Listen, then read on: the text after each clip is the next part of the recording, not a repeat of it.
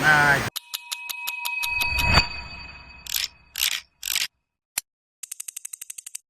អូខេសួស្តីអ្នកទាំងអស់គ្នាបាទបាទថ្ងៃនេះគឺជាថ្ងៃអាទិត្យដែលយើងថ្ងៃនេះមានអារម្មណ៍ថា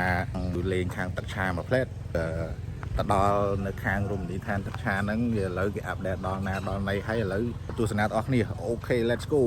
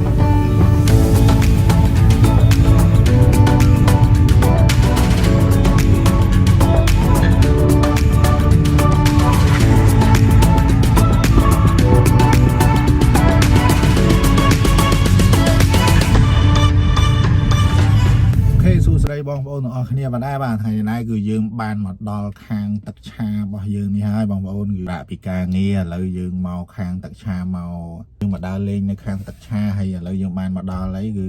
ខានមកយូរដែរហើយទឹកឆាបងប្អូនគឺមើល2014 15បងប្អូនឥឡូវ2026ឥឡូវគេអាប់ដេតច្រើនណាបងប្អូនហើយតោះអូខេបងប្អូនគ្នាឥឡូវទៅមើលកម្មភាពនិងរូបភាពផ្សេងៗនៅខាងរមណីយដ្ឋានទឹកឆាទាំងអស់គ្នាអូខេ let's go